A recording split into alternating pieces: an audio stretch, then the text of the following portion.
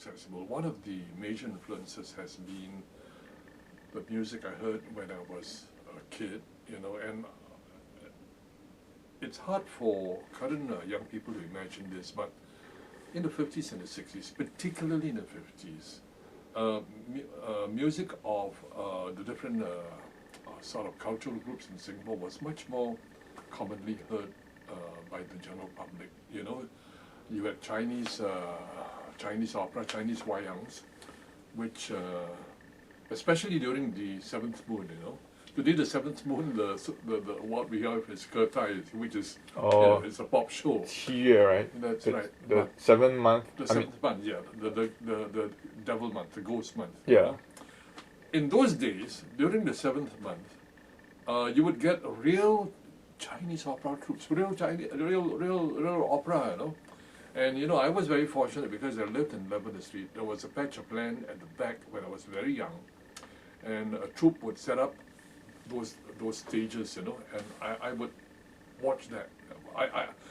The Chinese opera in Singapore is predominantly Southern opera, and usually it's either Hokkien or Teochew or Cantonese. I was acquainted with all three types of opera. I mean, I can't tell you that I understood everything, but for example, I noticed that the melodic lines for Cantonese and Teochew opera and Hokkien opera were quite different.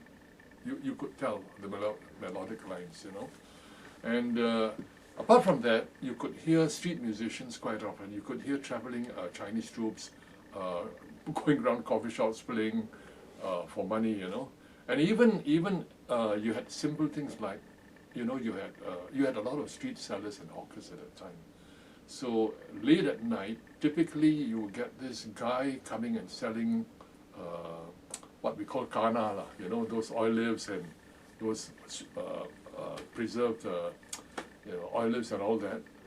And typically the kana seller would have an erhu, and then he would advertise himself by playing the erhu. So I'm used to all this sort of stuff. And needless to say, also Malay music and Indian music were very accessible. You could hear it everywhere, basically. So street music was much in evidence, So I think that all of that has seeped into my brain, and I would like to think that it has come out in a natural way. I'm not an expert in ethnic music, but it's noticeable in a lot of my work that the Chinese, Indian and Malay strains do come out, So that has characterized my style. So the music is like, you hear it in the street. It's not, it's like, it's all around you. It's all around you. Yeah. It's all around you, and another factor was this famous broadcasting station called Rediffusion. It's not really, it's a wired system. Rediffusion had two channels, English and Chinese channel. So if you subscribe to Rediffusion, you had this box in your house. You could either hear the English channel or Chinese. Chinese channel carried a lot of Chinese pop music. And another of the strains that influenced me was the fact that in the 50s, the pop singers at the time, there was a lot of Shanghainese film music around. So all of the songs that are well known today, we've known them from the 50s, you see. Wow. So that's familiar to me as well, But all of these influences are much less in evidence today. Yeah. You only hear them if you buy the CD or those things. You could walk around and you could hear someone's radio station blaring out some Shanghainese movie song or whatever it is, that kind of thing. So the musical environment was much more varied in my childhood.